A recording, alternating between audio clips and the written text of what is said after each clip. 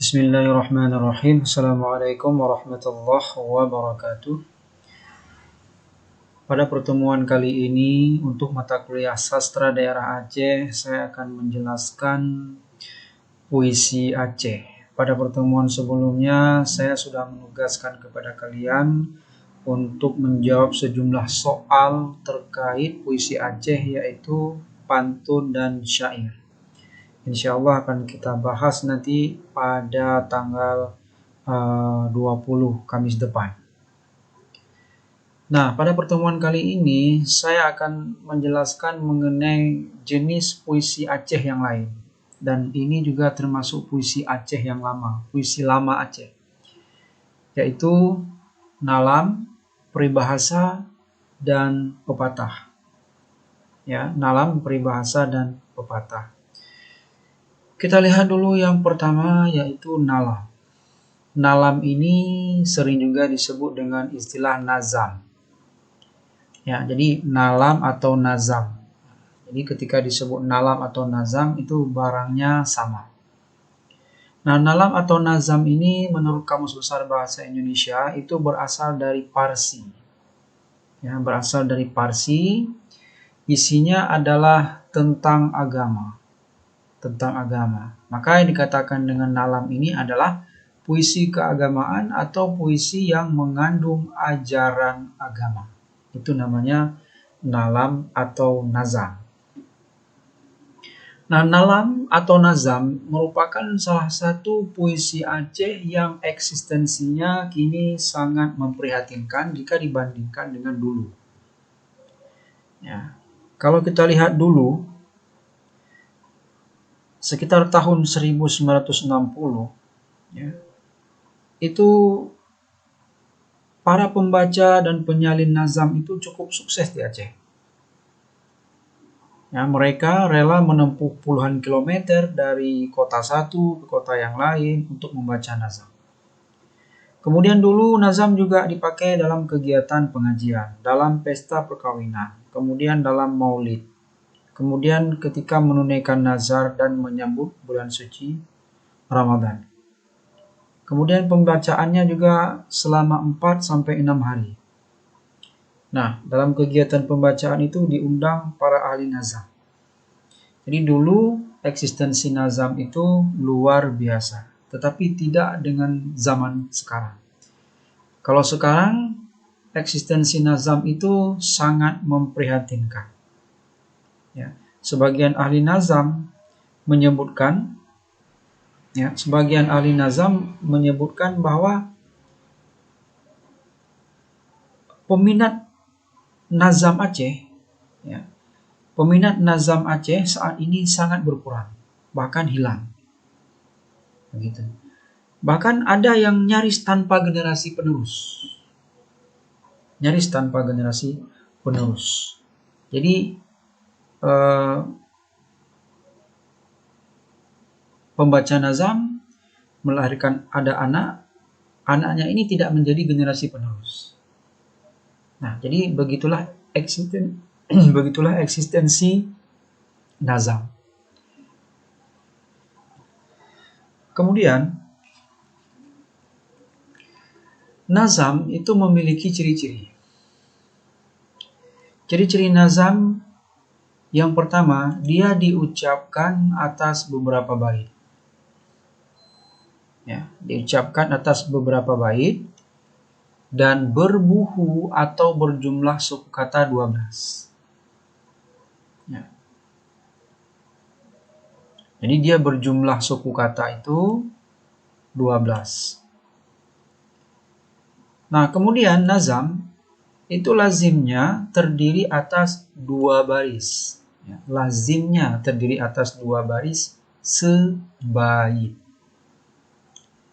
Nah, meskipun ada yang 4 baris sebait.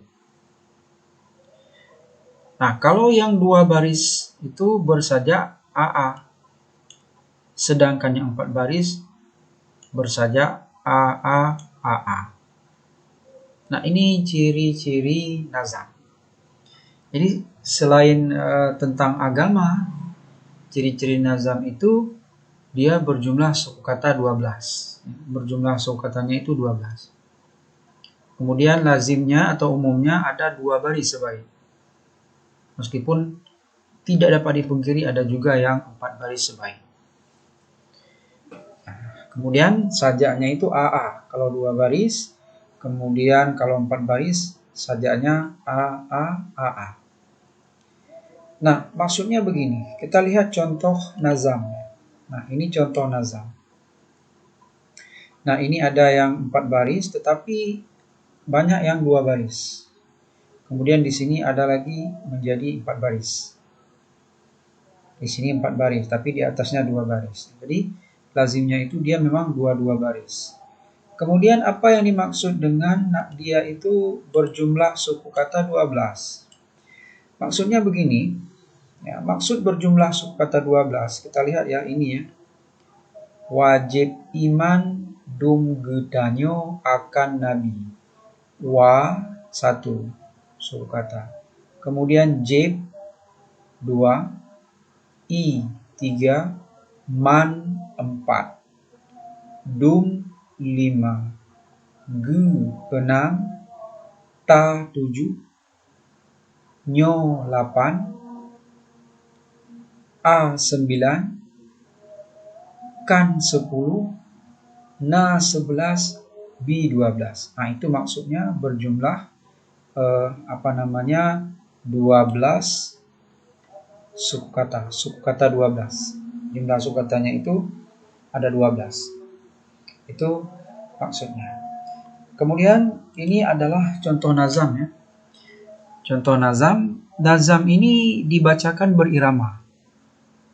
Dibacakan berirama. Kalau bentuk aslinya nazam itu ditulis dengan tulisan Arab Melayu. Nah, tulisan Arab Melayu. Begitu ya. Nah, ini merupakan contoh nazam di sini. Ya. Misalnya ini judul nazam ini wajib iman. Ya, jadi wajib iman dum getanyo akan nabi, wajib patih penyang neken oleh nabi. Beta patih nyanggoh datang ne pehaba, misi maut yang tak sakit tak berasa. Cuma dia ini dibaca berirama ya, dibaca berirama. Baik, itu tentang nalam atau nazam. Nah, kita lihat berikutnya peribahasa. Nah, dalam bahasa Aceh, dalam sastra Aceh juga ada yang namanya peribahasa. Ya, peribahasa. Nah, peribahasa ini dikenal luas dalam berbagai suku bangsa di dunia. Jadi saya rasa dimanapun ada ya, bukan hanya orang Aceh ya, tetapi setiap suku bangsa di dunia ini dikenal luas ya dalam berbagai suku dan bangsa di dunia ini. Nah, di Indonesia peribahasa merupakan atau termasuk puisi lisan asli yang dimiliki oleh hampir seluruh suku bangsa, tapi dengan nama yang berbeda-beda. Nah, itu. Kemudian, apa yang dikatakan dengan peribahasa? Nah, kita lihat pendapat Safiuddin. Nah, menurut Safiuddin, peribahasa adalah kiasan yang dilahirkan dengan kalimat-kalimat pendek. Ya, itu namanya peribahasa.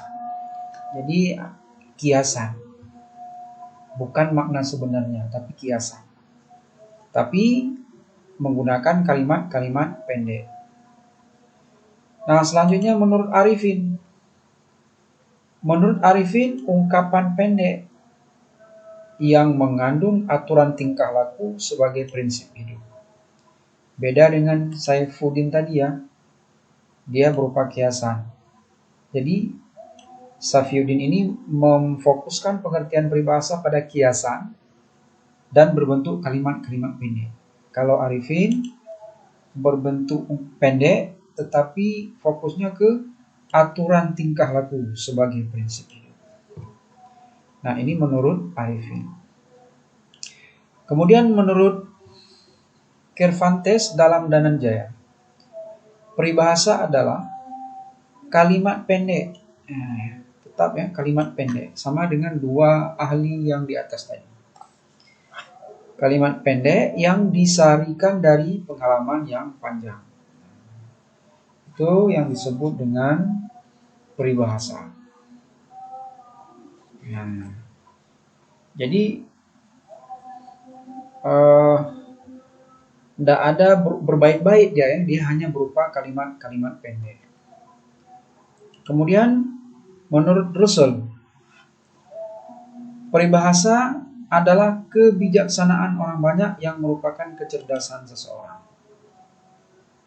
Nah, itu. Jadi menurut Russell itu peribahasa adalah kebiasaan orang banyak, kebijaksanaan orang banyak yang merupakan kecerdasan seseorang.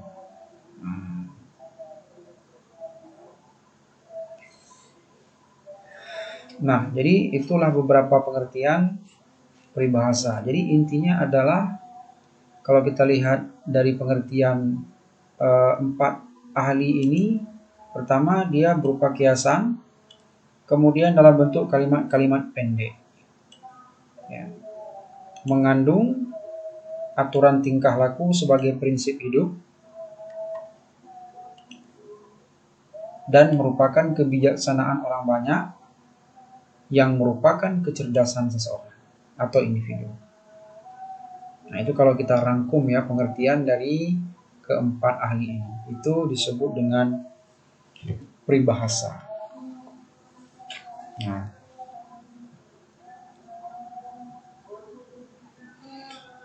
kemudian apa guna peribahasa ini? Ini ya, guna peribahasa.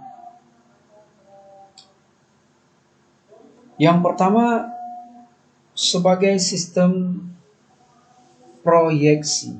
Nah, itu kegunaan peribahasa yang pertama adalah sebagai sistem proyeksi. Ya, jadi fungsi peribahasa yang pertama, dia itu sebagai sistem proyeksi. Apa yang dikatakan dengan sistem proyeksi di sini? Yang dikatakan dengan sistem proyeksi itu adalah cermin angan-angan kolektif atau cermin angan-angan masyarakat. Itu namanya sistem proyeksi. Ya. Misalnya orang Jawa ya. Orang Jawa itu mempercayai suatu saat akan datang pemimpin yang adil atau ratu adil. Nah, itu namanya cermin angan-angan kolektif. Ya. Atau sistem proyeksi. Nah, fungsi yang kedua adalah alat pengesahan pranata-pranata dan lembaga kebudayaan. Ya. Alat pengesahan pranata-pranata atau lembaga kebudayaan atau alat legitimasi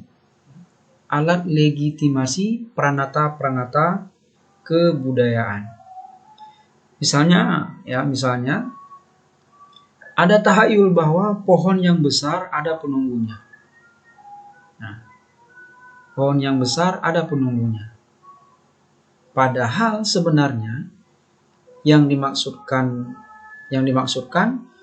agar orang tidak dengan mudah menebang pohon untuk menjaga keseimbangan alam. Nah, itu namanya alat pengesahan pranata-pranata dan lembaga kebudayaan. Nah, seperti itu ya. Atau alat pengesahan pranata-pranata kebudayaan. Kemudian sebagai alat pendidikan anak atau sarana pendidikan bagi anak. Ya. Jadi peribahasa itu diyakini dapat menjadi sarana pendidikan bagi anak. Mengapa? Karena di dalamnya itu penuh dengan ajaran kebijaksanaan, keteladanan, dan sebagainya. Itu yang dimaksud dengan alat pendidikan. Kemudian alat pemaksa pengawas norma-norma masyarakat agar selalu dipatuhi. Nah, itu fungsi adanya peribahasa. Jadi dengan adanya peribahasa, ia bisa menjadi pengawas terhadap norma-norma masyarakat supaya selalu dipatuhi. Kemudian sebagai alat komunikasi, ya, saya rasa ini jelas ya, sebagai alat komunikasi. Kemudian sebagai alat untuk memamerkan kecerdasan seseorang.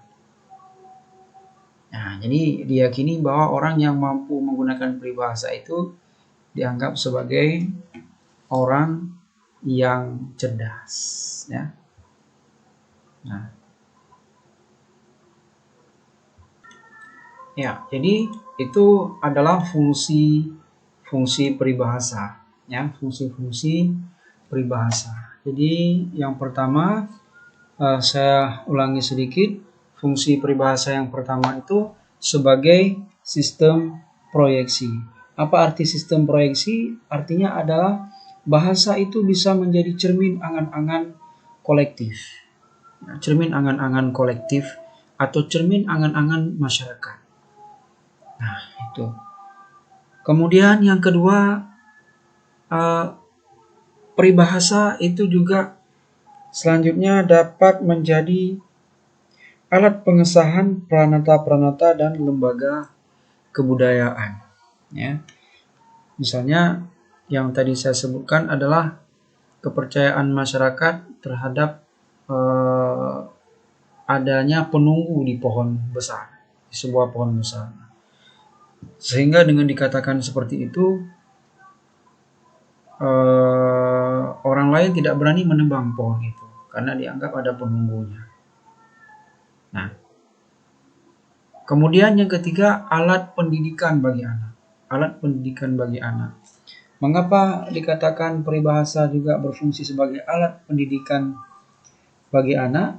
Karena di dalam peribahasa itu mengandung ajaran kebijaksanaan, ajaran keteladanan, dan sebagainya.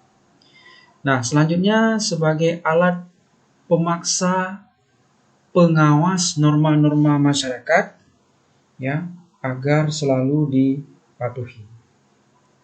Nah, itu. Kemudian menjadi alat komunikasi. Peribahasa itu juga dia berfungsi sebagai alat komunikasi. Nah, terutama dalam hal pengendalian masyarakat atau social control yang secara konkret untuk mengkritik seseorang yang telah melanggar norma masyarakat. Nah, mencela seseorang dengan menggunakan peribahasa itu lebih mudah diterima dan lebih tepat sasaran daripada dengan celaan langsung. Mengapa? Karena peribahasa tidak bersifat perseorangan atau impersonal. Sehingga walaupun diucapkan oleh orang tertentu, tidak dapat diidentifikasi dengan orang itu. Nah, itu. Seorang polisi yang suka memeras penduduk misalnya, dia tidak bisa marah pada seorang penduduk yang menyindirnya dengan peribahasa yang berbunyi. Ya, misalnya kalau dalam bahasa Indonesia ya, dalam keadaan ekonomi Indonesia yang makin merana ini, di negara kita ada banyak alat negara yang mempraktikkan pagar makan tanaman. Walaupun demikian, ada juga beberapa yang dapat menahan diri seperti Bapak. Nah, mendengar sindiran ini, si alat negara, walaupun di dalam batinnya merasa tersindir, ia tidak marah kepada orang yang menyindirnya. Mengapa? Karena ia sadar bahwa peribahasa yang diucapkan orang itu, walaupun ditujukan untuk mencelanya, adalah warisan tradisi nenek moyang orang Indonesia yang harus dipatuhi. Jadi kedudukan si pengkritik dengan peribahasanya dalam keadaan ini ditunjang oleh tradisi. Nah, jadi disinilah tradisi yang berbicara. Lalu si penyindir hanya berlaku sebagai alat penyalurnya saja. Nah, oke. Gitu. Kemudian sebagai alat untuk memamerkan kecerdasan, ya, atau kepandaian seseorang. Mengapa dikatakan demikian? Karena dengan mampu mengucapkan banyak peribahasa, ia akan dianggap sebagai seorang yang bijak. Nah, itu. Ya, jadi ia akan dianggap sebagai orang yang bijak. Nah, itulah fungsi peribahasa. Selanjutnya kita lihat bagaimana ciri-ciri peribahasa. Ya. Ciri-ciri peribahasa, yang pertama dia berupa satu kalimat ungkapan. Satu kalimat. Tidak cukup hanya berupa satu kata. Jadi dia berupa satu kalimat ungkapan. Kemudian ada dalam bentuk yang sudah standar. Kemudian mempunyai vitalitas atau daya hidup tradisi lisan yang dapat dibedakan dari bentuk-bentuk klise. Berbentuk iklan, reportase, olahraga, dan sebagainya. Nah, ini ciri-ciri peribahasa. Ciri berikutnya, peribahasa itu lazimnya ya, dia terdiri atas satu baris saja, atau satu kalimat utuh. Bentuknya beku atau frozen. Artinya apa? Tidak dapat diubah. Itu yang dimaksud dengan beku. Tidak dapat diubah. Walaupun memang terkadang terdapat variasi dialek dalam pengucapannya. Tapi intinya dia tidak bisa diubah. Nah, kemudian isinya berupa bermacam-macam masalah kehidupan yang disarikan oleh orang-orang tertentu dari pengalaman hidup suatu masyarakat, ya, suku, dan bangsa. Nah, ini peribahasa. Ya. Kita lihat contoh, ya. Contoh peribahasa. Nah, ini ya. Ini contoh peribahasa. Nah, awai jinyu nibak jidu. Duluan selonjor kaki daripada duduk. Nah, ini mengandung makna ya. Jadi bukan asal diucapkan saja. Bukan hanya berupa sebuah kalimat, tetapi ada makna kiasan di sini. Nah, itu. Kemudian yang kedua, bak nyanggatai sinan tagaru. Ini juga punya makna. Jadi bukan hanya makna denotasi, melainkan juga makna konotasi. Nah, tuh. Kemudian apalagi di sini saya ambil beberapa saja. Han tapi depan ikumi. Artinya tidak sanggup kita luruskan ekor kucing. Nah, itu ada makna itu. Ada makna yang terkandung di situ. Nah, kemudian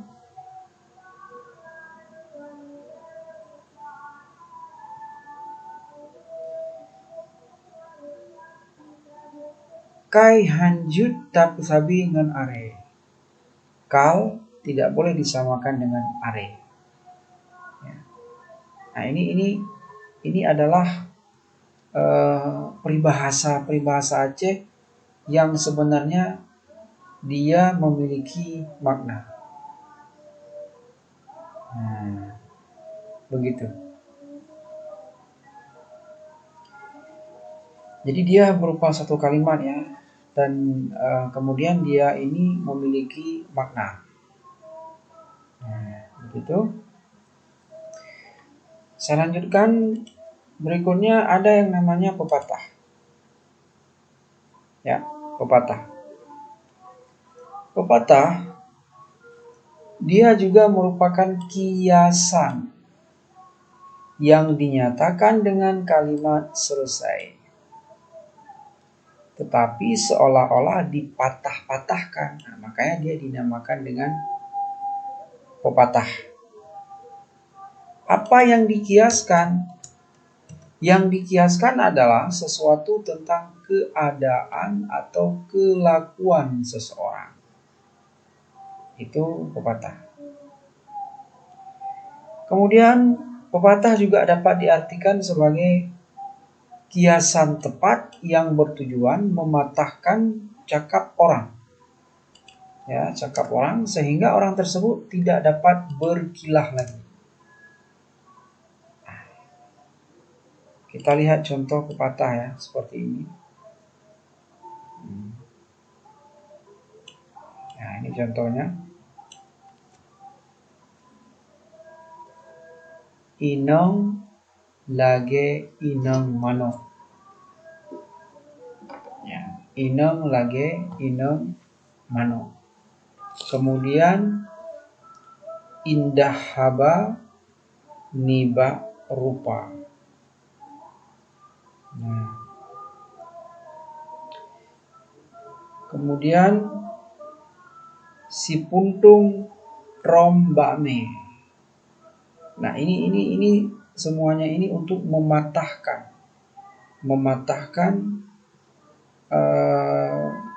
cakap orang lain. Jadi orang yang sedang berbicara, orang yang misalnya menyampaikan sesuatu itu bisa dibantah dengan pepatah ini.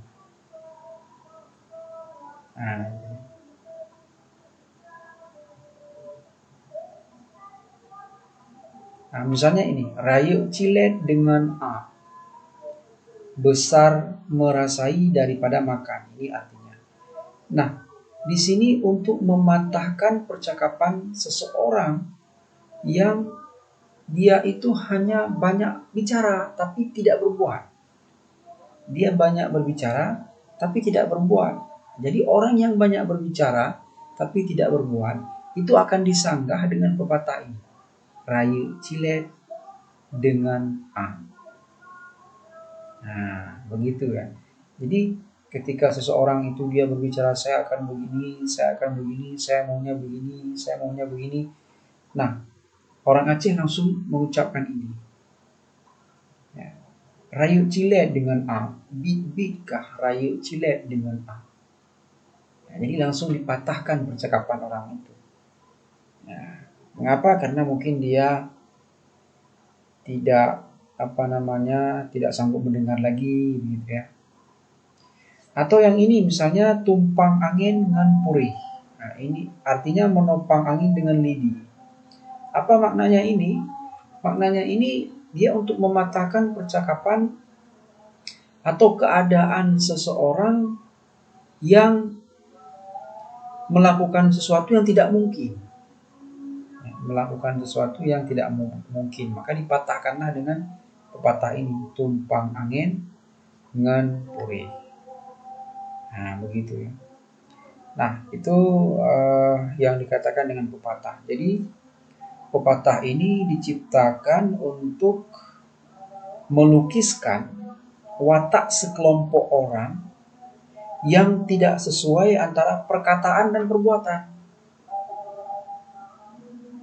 Nah, itu tidak sesuai antara perkataan dan perbuatan. Nah,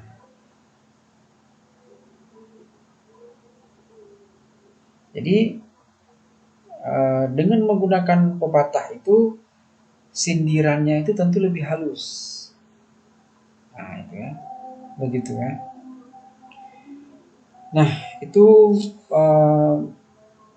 beberapa pepatah Aceh, beberapa puisi Aceh. Yang pertama tentang nazam, yang kedua tentang peribahasa, kemudian yang ketiga tentang pepatah.